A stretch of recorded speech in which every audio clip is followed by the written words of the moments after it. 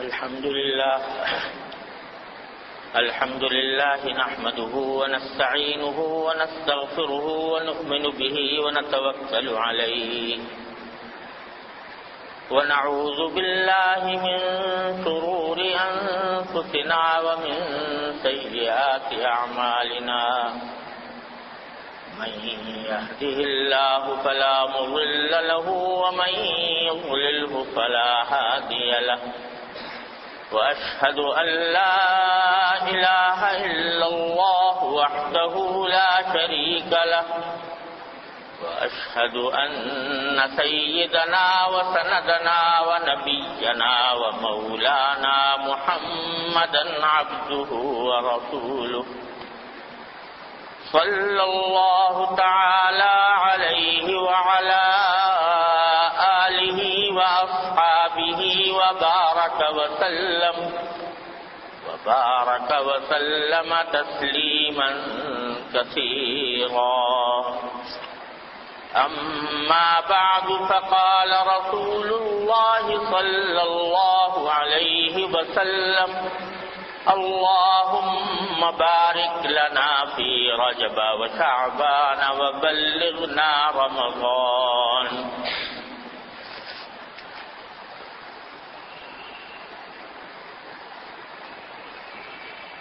بزرگان محترم اور برادران عزیز،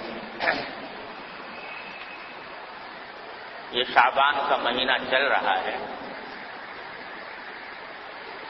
اور یہ مہینہ شرعی احکام کے اعتبار سے رمضان المبارک کا مقدمہ ہے، کیونکہ اس کے فوراً بعد رمضان کا مبارک مہینہ آنے والا ہے اور اس میں نبی کریم سرور دو عالم صلی اللہ علیہ وسلم کے کچھ خاص معمولات تھے جو اس مہینے میں آپ انجام دیا کرتے تھے. ان میں سے پہلی بات پہلے بھی عرض کی تھی کہ جب رجب کا چاند آپ دیکھتے تو یہ دعا فرمایا کرتے تھے کہ اللہم بارک لنا فی رجب و شعبان وبلغنا رمضان، کہ اللہ ہمارے لیے رجب اور شعبان کے مہینوں میں برکت عطا فرمائیے اور ہمیں رمضان تک پہنچا دیجیے، یعنی ہماری عمر اتنی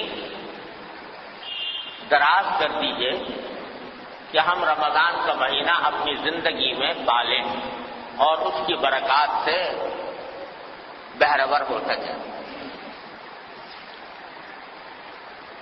تو ایک تو رسول کریم صلی اللہ علیہ وسلم کا یہ معمول تھا کہ اس میں رمضان تک پہنچنے کی دعا فرمایا کرتے تھے. دوسرے، حضرت عائشہ صدیقہ رضی اللہ تعالی عنہ ایک حدیث میں یہ روایت فرماتی ہیں کہ حضور نبی کریم سرور دو عالم صلی اللہ علیہ وسلم شعبان کے مہینے میں کثرت سے روزے رکھا کرتے تھے. رمضان کی تیاری سمجھ لیجئے، اس کی مشق سمجھ لیجئے، اس کا استقبال سمجھ لیجئے. بہرحال نبی کریم صلی اللہ علیہ وسلم اس مہینے میں کثرت سے نفلی روزے رکھا تھا. واجب نہیں ہے، فرض نہیں ہے، لیکن کسی بھی دن میں اللہ تبارک و تعالیٰ توفیق عطا فرما دے شعبان کے کسی بھی دن میں تو روزہ رکھنا عام دنوں کے روزے سے زیادہ فضیلت رکھتا ہے اور زیادہ اجر و ثواب کا موجب ہے. کوئی تعداد مقرر نہیں، کوئی دن مقرر نہیں، بلکہ جس وقت بھی اللہ تبارک و تعالیٰ کی طرف سے توفیق ہو جائے اس میں نفلی روزے رکھنے چاہیے. حضرت عائشہ صدیقہ رضی اللہ تعالیٰ عنہ فرمایا کرتی تھی کہ رمضان کے مہینے میں جو روزے مجھ سے قضا ہو جایا کرتے تھے نسوانی مجبوری کی وجہ سے،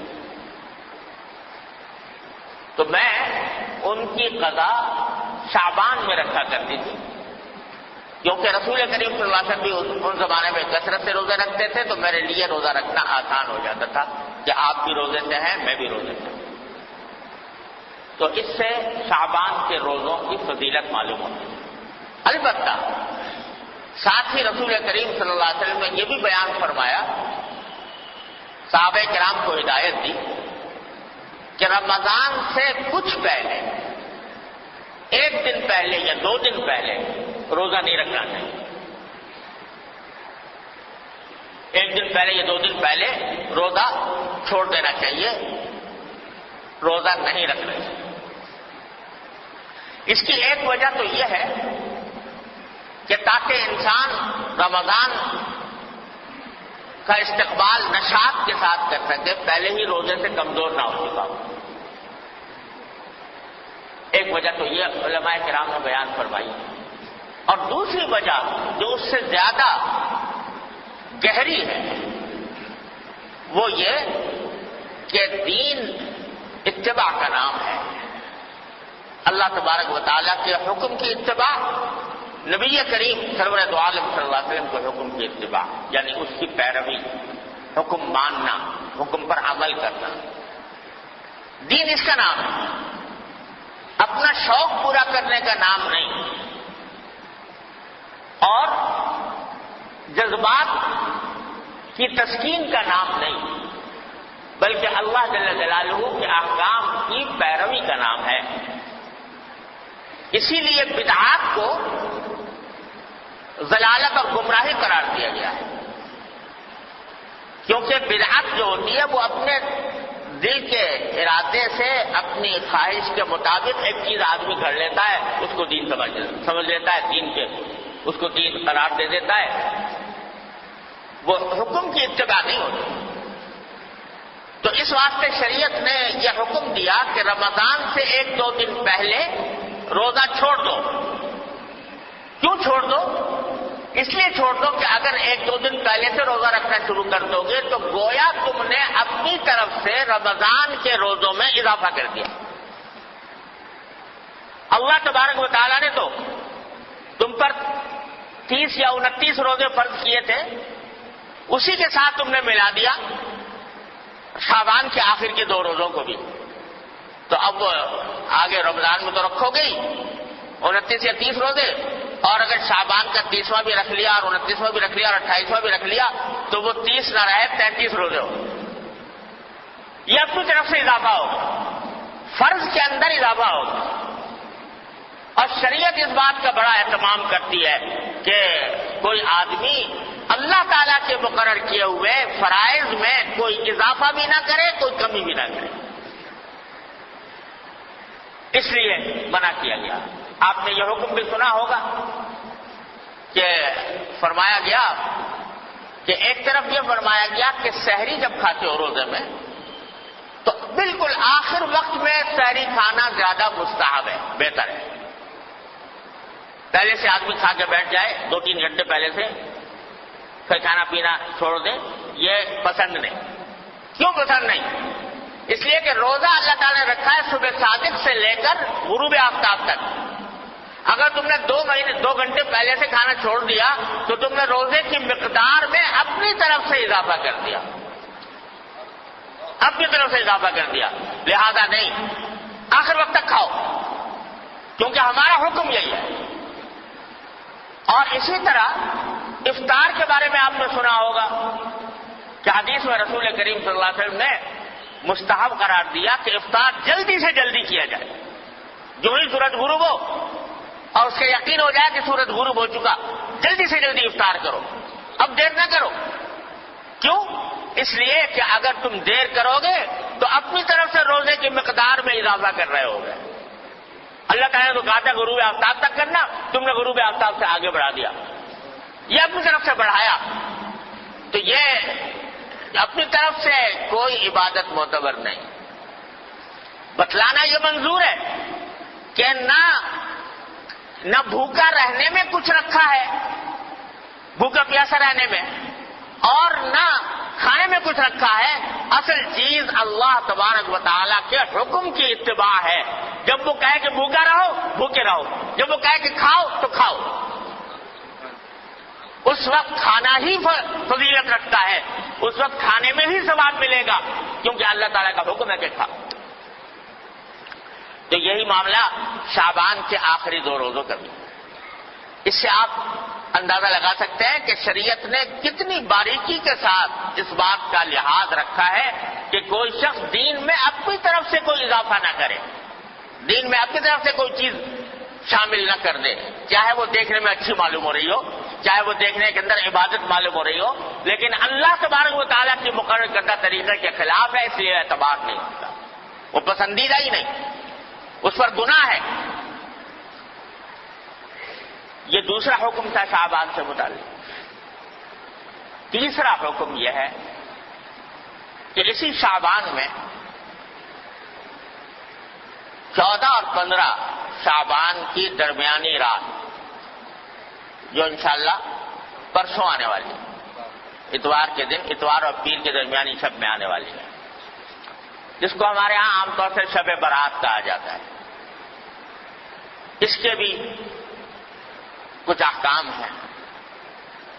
یہ ایک ایسی رات ہے جس کی فضیلت متعدد روایات سے ثابت ہے،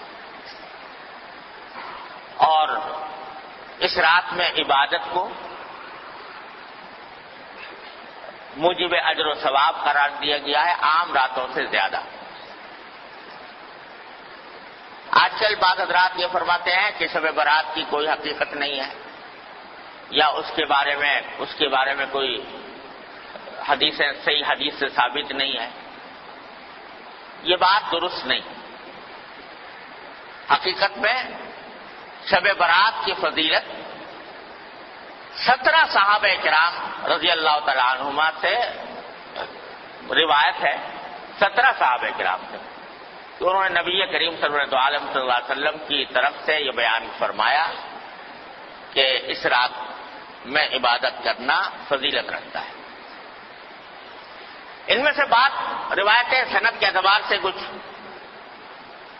کمزور بھی ہیں، لیکن مجموعہ ان تمام روایتوں کا، 17 روایتوں کا، یہ بے اثر اور بے بنیاد نہیں۔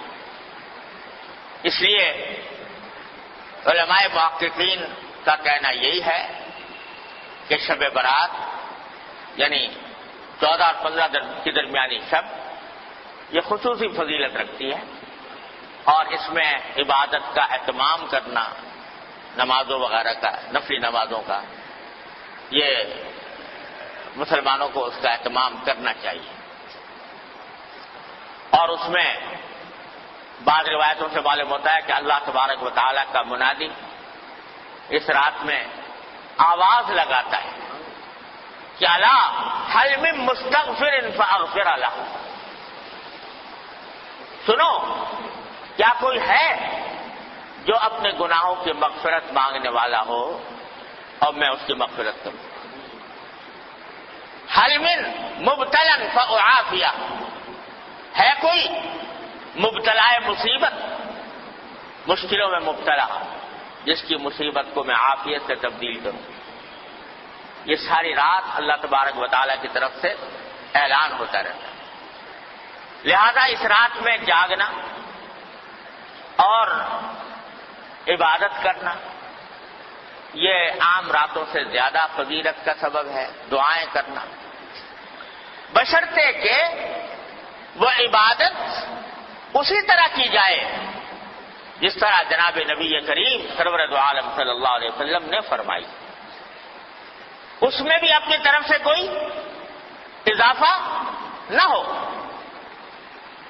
جیسا ابھی میں نے بتایا، مثالیں دی آپ کو کہ اپنی طرف سے اضافہ کوئی شریعت میں مقبول نہیں۔ کل محدثۃ بدعہ وکل بدعۃ ضلالہ، ہر نئی بات جو انسان دین میں پیدا کرے وہ بدعت ہے، اور ہر بدعت گمراہی۔ تو شیطان تو انسان کے پیچھے لگا ہوا ہی ہے، اسے دیکھا کہ یہ رات فضیلت والی آنے والی ہے، تو اس فضیلت والی رات میں مسلمان متوجہ ہوں گے، اللہ تعالیٰ کی طرف رجوع کریں گے، عبادتیں کریں گے، دعائیں مانگیں گے، تو میرا تو گھاٹا ہو گیا۔ لہذا اس نے ایسے ایسے طریقے ایجاد کروا دیے کہ لوگ جو ہے عبادت سے ہٹ کر ان طریقوں میں لگ جائیں اور ان کی وجہ سے اس رات سے جو فائدہ اٹھایا جا سکتا تھا وہ نہ اٹھا سکتا۔ کیا کے طریقے گھڑ لیے کہ بھائی نماز پڑھو یا نہ پڑھو، شب برات کا حلوہ ضرور پکاؤ۔ وہ نماز پڑھو یا نہ پڑھو، عبادت کرو یا نہ کرو، لیکن حلوہ پکانا ضروری، فرض۔ اگر کوئی نہ پکائے تو قابل ملامت، یہ لے بھائی اس کے گھر تو شب برات کا حلوہ بھی نہیں پکتا، یہ بڑا وہابی ہے، یہ جو ہے ایسا کنجوس ہے، بخیل ہے کہ اس کے گھر میں حلوہ ہی نہیں پکتا۔ اب کوئی خدا کا بندہ پوچھے کہ بھائی حلوے کا کہیں ذکر قرآن میں، حدیث میں، صحابہ کرام کے تعامل میں کہیں ہے کہ بھائی شب برات کے دن حلوہ پکنا چاہیے؟ نہ قرآن میں اللہ تعالیٰ نے فرمایا، نہ نبی کریم صلی اللہ علیہ وسلم نے ارشاد فرمایا، نہ صحابہ کرام کے عمل میں کہیں اس کا کوئی دور دور کوئی نشان نظر آتا ہے، مگر یہ پھیلا دی بات اور اس کو فرض اور واجب سے زیادہ ضروری قرار دیتی۔ کوئی پوچھے بھائی حلوہ نہ پکاؤ، یہ بدعت ہے، ارے بھائی حلوہ پکانے میں کیا ہے؟ حلوہ کوئی حرام چیز ہے؟ تو یہ جواب، ارے بھائی حلوہ حرام کوئی چیز نہیں، روز پکاؤ، لیکن شب برات کو خاص طور پر حلوے کے لیے مخصوص کر لینا اور اس کو فرض قرار دینا اور واجب قرار دینا، کوئی نہ پکائے تو ملامت کرنا، یہ اپنی طرف سے دین میں اضافہ ہے جو اللہ تعالیٰ کو گوارا نہیں۔ تو ایک تو یہ شگوفہ چھوڑ دیا شیطان نے، دوسرا اس سے زیادہ خراب کہ بھائی شب برات میں آتش بازی ہونی چاہیے، الیاذ باللہ العلی، اس میں لاکھوں روپیہ آگ میں جلا دیا آتش بازی کرنے کے لیے۔ آتش بازی ہو رہی ہے اور آپ جانتے ہو کہ اس آتش بازی نے جانے کتنے بے گناہوں کی جان لی ہے۔ بوری بازار کراچی کا آج بھی گواہ ہے کسی شب برات کی آتش بازی کی ہلاکتوں کا گواہ ہے کہ کس طرح پورا کا پورا بازار جو ہے وہ نظر آتش ہو گیا، جل کر بھسم ہو گیا۔ اب یہ بھی وہ بات ہے کہ نہ قرآن میں، نہ حدیث میں، نہ صحابہ کرام کے تعامل میں، نہ بزرگان دین کی وصیتوں میں کہیں بھی نہیں، اپنی طرف سے شب برات کے ساتھ آتش بازی کا شگوفہ چھوڑ دیا یہ شیطان۔ حلوہ پکانا تو چلو بھائی عام دنوں میں جائز تھا، حلال تھا، یہ آتش بازی جو ہے تو عام دنوں میں بھی اس طرح آتش بازی کرنا کہ جس میں پیسے کا ضیاع ہو، جس میں جانیں ضائع ہونے کا اندیشہ ہو، یہ تو عام دنوں میں بھی حرام ہے۔ تو اس مبارک رات میں جس میں اللہ تعالیٰ گناہوں کی مغفرت مانگنے کو فرما رہے ہیں، جس میں دعائیں مانگنے کے فرما رہے ہیں، اس میں یہ کام کرنا تو اتنی بڑی بری بات ہے، تو یہ چھوڑ دیں۔ تیسرا یہ کہ بھائی یہ راتیں جو ہوتی ہیں جس میں جاگنے کا حکم دیا گیا ہے عبادتوں کا، اس کا اصل طریقہ یہ ہے کہ آدمی براہ راست اپنے پروردگار کے ساتھ رابطہ اور رشتہ قائم کرے، تنہائی میں، خلوت میں اللہ تبارک و تعالیٰ کی بارگاہ میں حاضر ہو، وہ ہو اور اس کا اللہ ہو، اور وہ اس میں عبادت بھی کرے، سجدے بھی کرے، دعائیں بھی مانگے، تلاوت بھی کرے۔ جتنا آدمی خلوت میں، تنہائی میں اللہ تبارک و تعالیٰ کی عبادت کرے گا، اتنا ہی اللہ کے ساتھ مضبوط تعلق پیدا ہوگا، اتنا ہی اجر و ثواب ملے گا، اتنی دعائیں انشاءاللہ قبول ہوں گی۔ لیکن بعض اوقات یہ بھی ایک قصہ کھڑا ہو گیا کہ اس میں جلسوں کا سلسلہ شروع ہو گیا، جلسے ہو رہے، راتیں جو ہیں وہ جلسے کی انتظامات ہی میں صرف ہو رہی، کھانے پک رہے ہیں، دیگیں چڑھ رہی ہیں، دعوتیں ہو رہی ہیں. تو نتیجہ یہ کہ وہ اوقات جن کا لمحہ لمحہ قیمتی تھا وہ جلسوں کے انتظامات میں صرف ہو رہا ہے، دیگیں چڑھ رہی ہیں، کھانا پک رہا ہے اور لوگ دعوتیں کر رہے ہیں. ارے بھائی، یہ اللہ نے رات عطا فرمائی ہے، یہ اس کا جتنا بھی حصہ موقع مل جائے، اچھا تو ہے کہ پوری رات پوری نہ ہو سکے، جتنا موقع مل جائے گوشہ تنہائی میں اپنے اللہ سے رابطہ قائم کرو، جیسا کہ نبی کریم سرور عالم صلی اللہ علیہ وسلم فرماتے ہیں. تو اس میں نمازیں، نفل نمازیں پڑھے، لمبی لمبی صورتیں اگر یاد ہیں وہ پڑھے، دعائیں کریں، مناجات مقبول دعائیں، نبی کریم صلی اللہ علیہ وسلم کی دعائیں ہیں وہ کریں، اپنے ذات کی دعائیں کریں. آج پوری امت مسلمہ ایک عظیم آزمائش میں مبتلا ہے اور ہمارا ملک خاص طور پر گھرا ہوا ہے، تمام چاروں طرف سے خطرات اور فتنوں میں گھرا ہوا ہے. اس کے لیے دعا کریں اور اللہ تبارک و تعالیٰ سے مانگیں. اس کام میں اس رات کو صرف کرنا چاہیے. اللہ تعالیٰ اپنے فضل و کرم سے ہم سب کو اس کی توفیق عطا فرمائے. اور بھائی، اس کے بعد اگلے دن جو ہے یعنی 15 شعبان، اس کے روزے کے بارے میں کوئی حدیث صحیح نہیں. یہ جو مشہور ہے کہ اس رات کا، اس دن کا روزہ رکھنا جو ہے وہ خاص طور پر اس دن کا روزہ، اس کے لیے جو حدیث آئی ہے وہ بہت کمزور، ضعیف ہے، قابل اعتبار نہیں. البتہ ابھی بات کر چکا ہوں کہ شعبان کے سارے ہی مہینے میں آپ روزے رکھا کرتے تھے، سارے مہینے کے اکثر ایام میں روزے رکھا کرتے تھے. لہذا وہ فضیلت جس طرح آج کے دن کو حاصل ہے، اسی طرح کل کے دن کو بھی حاصل ہے، پرسوں کو بھی حاصل ہے، ترسوں کو بھی حاصل ہے. اور دنوں میں نہیں رکھ سکے اس دن رکھ لو. لیکن خاص طور سے 15 شعبان کے روزے کی کو زیادہ فضیلت سمجھ کر روزہ رکھنا مناسب نہیں. لیکن سارے شعبان میں جب بھی موقع مل جائے رکھ دیا جائے. اس طرح اس شب برات کو، اس رات کو گزارنا چاہیے. اللہ تبارک و تعالیٰ سے دعائیں کرنی چاہیے. البتہ ایک بات اور سمجھ لیجئے، ایک روایت میں آتا ہے کہ اللہ تعالیٰ اس رات کے بارے میں بھی آتا ہے، شب قدر کے بارے میں بھی آتا ہے کہ اللہ تعالیٰ اس رات میں اتنے لوگوں کی مغفرت فرماتے ہیں جس میں قبیلہ کلب کی بکریوں کے بال، آپ نے یہ فرمایا. قبیلہ کلب بہت بڑا قبیلہ تھا، ان میں بکریاں بہت ہوتی، ہر بکری کے جسم پہ بال بہت ہوتے. تو سارے قبیلے کی بکریوں کے بال جتنے ہیں اتنے انسانوں کے لگا مغفرت ہوتا، مگر فرمایا 2 آدمیوں کی مغفرت نہیں. اللہ بچائے. ایک وہ جو کسی مسلمان سے کینہ رکھتا ہو کسی مسلمان سے.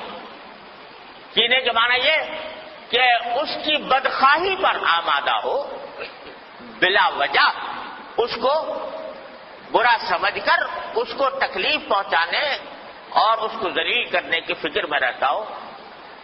اللہ بچائے. ایک تو اس کے گناہ معاف نہیں ہوتے اس رات میں، اور ایک فرمایا وہ جو اپنے پاجامہ، شلوار، پتلون جو بھی پہنے ہوئے ہے اس کو ٹخنوں سے نیچے لٹکائے. اللہ بچائے. تو اس کے بارے میں بھی اس حدیث میں آتا ہے. لہذا اس کا اہتمام کرنا چاہیے، ہمیشہ ہی کرنا چاہیے کہ اللہ تعالیٰ کسی مسلمان کے خلاف دل میں کینہ رکھنے سے محفوظ رکھے. ارے بھائی، کوئی اگر کسی سے کوئی غلطی ہوئی ہے تو اس غلطی کا اس سے بتا دو، معاملہ صاف کر لو.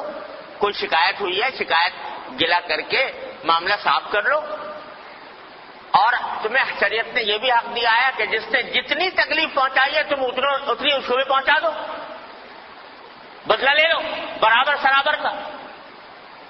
لیکن دل میں کینہ لے کے بیٹھ گئے اور اس کو ہر طرح ذلیل کرنے، خار کرنے، تکلیف پہنچانے، بدخواہی کرنے کی فکر میں لگ گئے.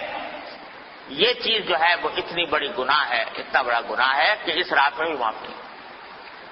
اسی طرح یہ بھائی آج کل بہت ابتلا ہے اس میں ٹخنوں سے نیچے لٹکانے کا. اللہ تعالیٰ ہر مسلمان کی حفاظت فرمائے. یہ حدیث میں فرمایا کہ یہ اصل میں تکبر کی علامت ہے یہ. اور تکبر ایسی چیز ہے جو اللہ تبارک و تعالیٰ تکبر کو کسی قیمت پر برداشت نہیں فرماتا. فرمایا الکبریاء ردائی فمن نازعتہ قسمت او کما قال صلی اللہ علیہ وسلم کہ بڑائی تو میری صفت ہے، میری چادر ہے. جو کوئی مجھ سے اس میں جھگڑنا چاہے گا اس کی گردن توڑ دوں. تو تکبر بہت خراب ہے اور یہ تکبر کے علاوہ اس واسطے اس سے حضور نے منع بھی فرمایا اور اس جگہ پر خاص طور سے اس کا ذکر فرمایا. اس کا بھی بھائی ہر مسلمان، کیا اس میں فائدہ ہے کہ آدمی لٹکا لے، تخروں کے لیے چلا جائے گا تو کیا فائدہ حاصل ہو جائے گا، کون سی دولت مل جائے گی، کون سی لذت حاصل ہو جائے گی. لیکن نبی کریم صلی اللہ علیہ وسلم کے حکم کی مخالفت ہوگی، اتنی بڑی وعید کا سامنا کرنا ہوگا. اللہ تبارک و تعالیٰ اپنے فضل و کرم سے، اپنی رحمت سے ہمیں اس رات سے صحیح فائدہ اٹھانے کی توفیق عطا فرمائے اور اس میں اللہ تعالیٰ کی رحمتیں اور برکتیں جمع کرنے کی توفیق عطا فرمائے اور اپنے غضب اور اپنی ناراضی کے اسباب سے ہماری حفاظت فرمائے. ہاں بھائی، یہ بات بھی رہ گئی کہ شب برات میں قبرستان جانے کا مسئلہ.